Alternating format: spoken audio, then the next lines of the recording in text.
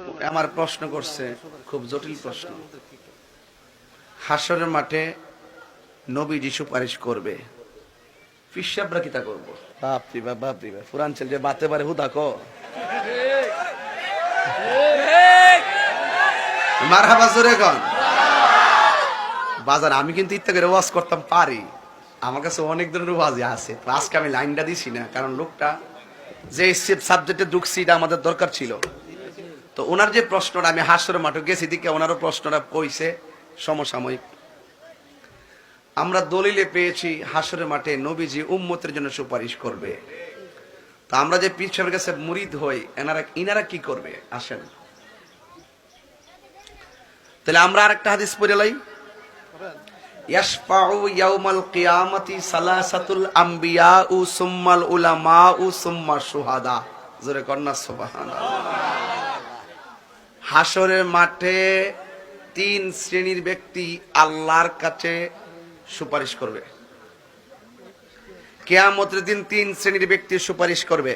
এক নম্বর হইল নবীগণ, এক নম্বর কে?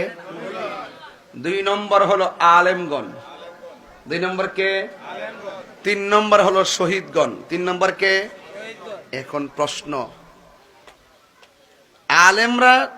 আলেমরা মানে হলো পীর, পীর মানে মুর্শিদ, মুর্শিদ মানে যিনি জ্ঞানী, যিনি শায়েখ, যিনি উস্তাদ, এখানে আনতে হবে, এখানে এটা ছাড়া হবে না। যার ভিতরে আধ্যাত্মিকতা নাই, শরীয়ত নাই, তরিকত নাই, হাকিকত নাই, মারিফত নাই, এলেম নাই, হেলেম নাই, কালাম নাই, আল্লাহকে নিয়ে গবেষণা নাই, রসুলকে নিয়ে গবেষণা নাই, যে ব্যক্তি ওই জ্ঞানের অধিকারী হতে পারলো না সে তো পীরই হতে পারলো না। কথা কোন ঠিক না বেঠি? এইগুলো মাইরা যারা তরিকতের কাজ করবে তারাই আলেম। তারাই কি শুধু মাদ্রাসার সার্টিফিকেট লইয়া মাদাত ফাকির ইউনিভার্সিটিকে বড় আলেম না, যদি আমার কর্ম হয় জালেমের মতন। কথা কোন ঠিক না বেঠি? তাইলে হাসরের মাঠে আলেমরা যে সুপারিশ করবে এটার মধ্যে সব জ্ঞানীরা মানে জড়িত। আরেকটা হইল শহীদরা। এই দুই ক্লাসের মানুষ সুপারিশ করবে আমার নবীর কাছে। কার কাছে? আমাদের নবীজির কাছে। 50,000 বছর পর্যন্ত মানুষ দাঁড়ায় থাকবে এই সূর্যের নিচে আর তামার ময়দানের উপরে, বিচারই শুরু হবে না। যার কথাই বিচার শুরু হবে, বিচার কাজ শুরু হবে। কত ভয়াবহ অবস্থা। এই যে ঘন্টাখানেক বইছেন, কি যেন একটা অস্থির লাগতেছে, টাকদার যান শেষ করে না গেলে শেষ করে না গেলে গিয়া, আর সেখানে 50,000 বছর দাঁড়াই থাকবো, 12টা মুখ লইয়া তাপ মারবে, বিচারই শুরু হবে না। কি ভয়াবহ অবস্থা। সবার মুখে থাকবে নাফসি নাফসি। তখন আলেমগণ, শহীদগণ আমার নবীর কাছে যাবে। নবী তখন মাকামে মাহমুদের গুড়াই সেজদায় পড়ে থাকবে। নবী মাথা মোবারক তুলবে না। আল্লাহ বলবেন, ইয়া মুহাম্মদ ইরফা রাসাকা ওয়াসাল তুতা ওয়াশফা তুশফা।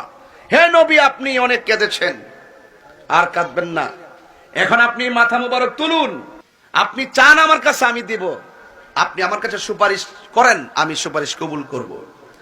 তাইলে শাফাআতে কুবরা আমার রাসূল একমাত্র যিনি, আল্লাহ যেই কোর্টের হাকিম হবে, ওই কোর্টের মধ্যে একমাত্র উকিল হবে রাহমাতুল লিল আলামিন। জোরে কোন সুবহানাল্লাহ। আমি কি বোঝাতে পারতেছি? আমরা হব ওই কোর্টের মধ্যে আসামি। আমরা কোর্টে কি হব? আসামি হব। আর আমার রাসূল সুপারিশ করবেন। তাইলে আলেমরা, শহীদগণ নবীরে যাইয়া ধরবে, ডাইরেক্ট আল্লাহকে যেতে পারবে না। একমাত্র ইয়াশফাউ ইনদাহু ইল্লা বিইজনিহি ইয়ালামু মা বাইনা আইদিহিম, একমাত্র আল্লাহর কাছে সুপারিশের একমাত্র অনুমতি পাবে আমার রাহমাতুল লিল আলামিন। জোরে কোন সুবহানাল্লাহ। এমন কি শুধু আলেম আর শহীদ না, 1,24,000 পয়গম্বর কেউ আল্লাহর সামনে কথা বলতে পারবে না।